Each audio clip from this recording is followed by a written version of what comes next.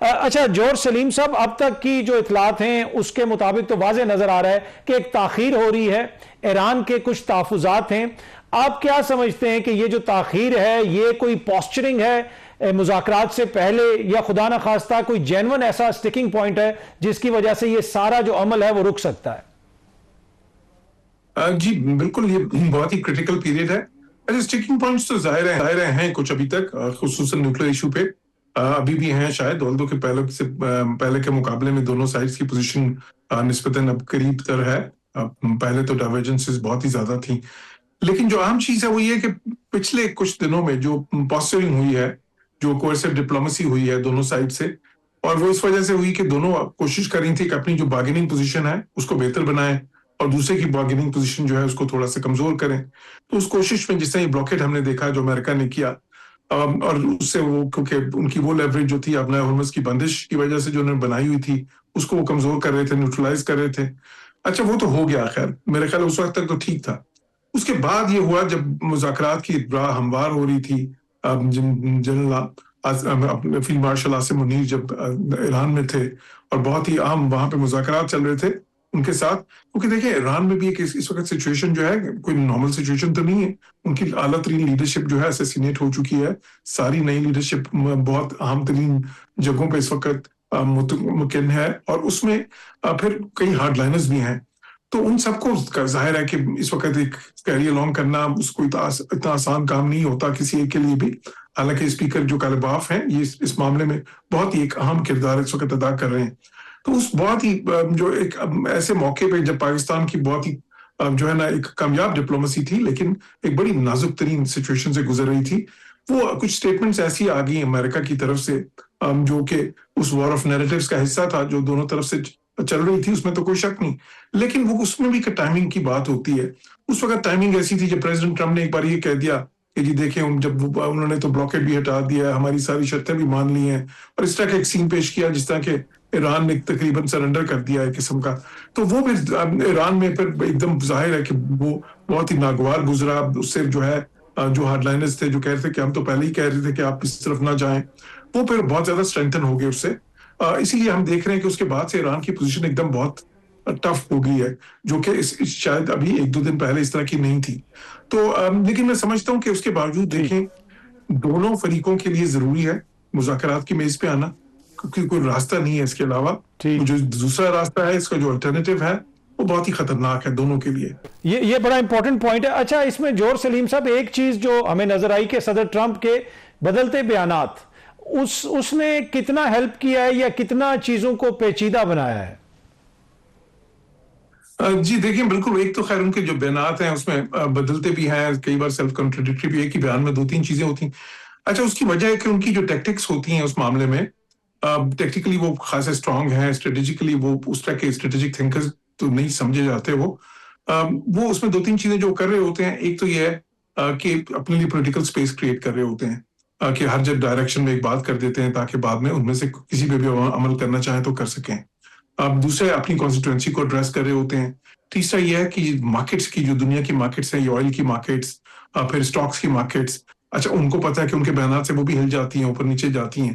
ان کو بھی ایک قسم کا وہ تھوڑا سا نا کہ ان کی کوشش تھی کہ تیل جو ہے قیمتیں بہت زیادہ اوپر نہ جائیں، اور اسی طرح سٹاکس جو مارکیٹس ہے وہ زیادہ کریش نہ کر جائیں. اس لیے آپ نے دیکھا کہ ویک ڈیز پہ ان کے بیانات اور ہوتے ہیں، ویکینڈز پہ ذرا زیادہ اگریسو ہوتے ہیں. وہ ساری چیزیں بھی ہیں. پھر ایک جو ہے نا وہ جو میڈ مین تھیوری بھی ہے کہ جی وہ اس طرح کے بیانات جو بہت ہی زیادہ جو ویسے کانٹراڈکٹری لگتے ہیں اور بہت ہی زیادہ انپریڈکٹیبل بھی لگتے ہیں، اس کا ایک مقصد یہ بھی ہوتا ہے کہ آپ اپنے ایڈورسری کو تھوڑا سا انسیٹل کر دیں، اننرو کر دیں. لیکن خیر یہ وہ انسٹنکٹیولی کرتے ہیں، کوئی اتنا تھاٹفلی تو نہیں کرتے ان میں سے کئی چیزیں. اب کئی موقعوں پہ تو چلیں ان کے بیانات جو ہے اس کا فائدہ بھی ان کو ہوتا رہا ہے امریکہ کو، کہ اس سے جو ہے ان کا ایڈورسری انسیٹل ہوا، اس معاملے میں بھی شاید ہوا ہوگا. لیکن آئی تھنک جو ریسنٹ ڈیز میں ابھی پچھلے کچھ دنوں میں جو کچھ بیانات تھے ان کے، اس نے میرا خیال ہے کہ امریکہ کو بھی فائدہ نہیں پہنچایا، اس سارے پروسیس کو بھی نقصان پہنچایا، اور اس کی وجہ سے تھوڑی سی مشکلیں سب کے لیے کریٹ ہو گئی ہیں. اور وہ کیا تھے؟ وہ یہی تھے جب انہوں نے کہہ دیا کہ جی جب ایران کی طرف سے اناؤنس ہو گیا کہ ٹھیک ہے جی ہم ابھی اس کی ابنائے ہرمز کو کھول رہے ہیں، تو انہوں نے کہا کہ ہم جو ہے نا اچھا ہم تو نہیں کھولیں گے جی. انہوں نے تو مکمل کھول دیا، حالانکہ انہوں نے مکمل کھولنے کا نہیں کہا. انہوں نے یہ کہا تھا کہ جی عمان کی سائڈ سے جو ہے اس سائڈ سے شپنگ ہو سکتی ہے. ایران والی سائڈ سے ہم نہیں جو ہے ابھی الاؤ کریں گے. تو پھر ساتھ ہی انہوں نے کہہ دیا کہ جی وہ باقی سب چیزیں بھی مان گئے ہیں, وہ اس پہ بھی اگری ہو گئے ہیں, اور جو فلاں ہماری ڈیمانڈ تھی وہ بھی مان. اب اتنا زیادہ اس سے ہوا کیا, اس سے ایران میں دیکھیں کہ وہاں پہ ایران کی جو ڈومیسٹک آڈینس ہے اس پہ اس کا کیا اثر ہوگا. ایک دم جو ہے وہاں پہ ہارڈ لائنرز جو ہے ان کی پوزیشن اسٹرانگ ہو گئی, پھر وہاں پہ جو پریگمیٹسٹ تھے ان کی پوزیشن ایک دم تھوڑی کمزور ہو گئی, وہ ڈیفینسو ہو گئے اس کے بعد. تو میں سمجھتا ہوں پھر پاکستان پہ برڈن بہت آ گیا اس کا. پاکستان دیکھیں ایک آنیسٹ فیسیلیٹیٹر, کسی حد تک ایک میڈیٹر بھی, تو اس میں اتنی سرتوڑ جو پاکستان کی طرف سے اور بڑی کامیاب ڈپلومیسی جو چل رہی تھی, اس میں بھی اچانک وہ اسپینر ان دا ورکس جس کو کہتے ہیں نا, وہ آ گیا. کیونکہ پہلے بھی بہت بد اعتمادی دونوں سائڈز میں اتنی تھی کہ اس کو پاکستان اپنی کریڈیبلٹی سے اس بد اعتمادی کی خلیج کو تھوڑا پر کر رہا تھا. لیکن جب یہ بیانات آ گئے تو پھر اس کے بعد ظاہر ہے کہ وہ سارا اس میں ایک دم رکھنا پڑ گیا. تو میں سمجھتا ہوں کہ پھر تو چیزیں مزید کمپلیکیٹڈ ہو گئی. اچھا جورج سلیم صاحب, ذرا بریفلی بتائیے کہ آپ کو لگتا ہے کہ ابھی بھی معاہدہ جو ہے وہ ہو جائے گا اور چیزیں آگے بڑھیں گی ریگارڈ لیس آف یہ جو ریٹرک ہم دونوں سائڈوں سے سن رہے ہیں؟ جی بات بالکل, ابھی بات تھوڑی ریٹرک سے ذرا آگے چلی گئی ہے, کیونکہ دیکھیں ڈیڈ لاک تو آ گیا ہے نا. تو خیر انشاءاللہ ہماری امید ہے کہ ڈیڈ لاک جو ہے کسی طرح, سب سے پہلے سٹیپ تو اس میں یہ ہوگا کہ دونوں سیز فائر کو بڑھایا جائے. آلدو کہ پریزیڈنٹ ٹرمپ بار بار یہ اناؤنس کر رہے ہیں کہ جی وہ نہیں بڑھائیں گے کسی طرح بھی. اس سے پہلے بھی کئی موقعوں پہ جب انہوں نے کہا بھی تو پھر تھوڑا سا بعد میں لچک دکھائی تھی. تو ہمیں امید یہ ہے, اور جو انشاءاللہ کہ مذاکرات شروع ہوں ایک بار, تھوڑی دیر سے ہوں بے شک لیکن شروع ہوں, کیونکہ جب شروع ہو جاتے ہیں تو پھر دیکھیں یہ ڈپلومیسی آگے چلے گی تو ایک مثبت نتیجے نکلیں گے. بے شک شروع میں وہ جو ہے کوئی ایم او یو سائن ہو جائے اور باقی مذاکرات اس کے بعد ہوتے جائیں, کوئی میکنزم, کیونکہ بہت سارے معاملات ہیں تو ضروری نہیں کہ سارا کچھ ہی ایک بار سیٹل ہو جائے. آلدو کہ دونوں سائڈ جو ہیں, کیونکہ بہت دیر سے یہ مذاکرات چل رہے ہیں نیوکلیر پہ, تو آپ کو پتہ دہائیوں سے چل رہے ہیں, اور ریسنٹلی بھی 2 راؤنڈز ہوئے ہیں. عمان میں جو راؤنڈ ہوا تھا پچھلے سال بھی کانفلکٹ سے پہلے. تو ٹھیک ہے, اب دونوں سائڈز ایک دوسرے کی پوزیشنز کو بہت بہتر سمجھتی بھی ہیں. اچھا میں اس پہ تھوڑا سا اسرائیل کی طرف بھی آؤں گا. بالکل جو ہے کوموڈور صاحب نے کہا کہ دیکھیں اسرائیل جو ہے نا, بالکل ان کو یہ سب سے زیادہ سوٹ کرتا ہے کہ یہ جنگ جو ان سے یہ چلتی رہے. نیتن یاہو 90s سے پرائم منسٹر چلے آ رہے ہیں, بیچ میں بریک بھی آیا, لیکن وہ بار بار جو ہے جب بھی آتا تھا تو اس کی کوشش یہی ہوتی تھی کہ جی وہ ایران پہ جنگ بس کسی طرح بھی اسٹرائکس کر دے.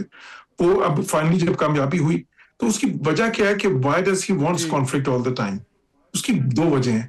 ایک تو یہ ہے کہ پرسنل ہے کہ نیتن یاہو جو ہے نا, اس کی پاپولیرٹی تو اسرائیل میں جو ان سی کئی بار کم ہوگی, مقدمے ہو گئے کرپشن کے, ابیوز آف پاور کے. اب وہ کانفلکٹ سوٹ کرتے ہیں, جب تک کانفلکٹ رہتا ہے وہاں پہ ایمرجنسی وہ رہتی ہے, اس ملک میں ایمرجنسی رہتی ہے تو وہ مقدمے جو ان سے رک جاتے ہیں سارے, جو بڑی خطرناک سٹیج پہ ہیں جہاں پہ he could end up in jail. اس قسم کے بڑے ثبوتوں کے ساتھ وہ سارے مقدمات ہیں, کوئی ایسے نہیں ہے. دوسری چیز یہ تو کانفلکٹ سے یہ ہوتا ہے کہ ساتھ ہی ساتھ وہ جو ہے نا تھوڑی سی پاپولیرٹی بھی اپنی جو سی ہے وہ برقرار رہتی ہے کسی حد تک, ہارڈ لائنرز کے اندر ایٹ لیسٹ. دوسری چیز یہ ہے کہ اسرائیل کی ایک لانگ سٹینڈنگ اسٹریٹجی ہے جو کہ نیتن یاہو سے پہلے کی بھی ہے, بعد کی بھی ہے, اور اس میں صرف نیتن یاہو نہیں باقیوں کا بھی اتفاق ہے اس پہ. وہ اسٹریٹجی یہ ہے کہ جی ہمیں کانفلکٹ سوٹ کرتے ہیں, ہم کانفلکٹ کرتے رہیں. جو باقی سارے ہمارے ایڈورسریز ہیں ان سے جب ہم کانفلکٹ کرتے ہیں بیکاز ہم ملٹریلی بہت زیادہ سپیریئر ہیں ان سے, تو ہم ان کو ہر بار نقصان پہنچا کے تو ڈاؤن گریڈ کرتے رہتے ہیں ان کی کیپیسٹی, اور وہ ہمارے لیے اچھا ہے. تو وہ ان کے لیے تو یہ بہت اچھا ہے جو وہ کر رہے ہیں سارا. وہ ان کے لیے تو یہ بھی اچھا ہوگا کہ جنگ اور چلے.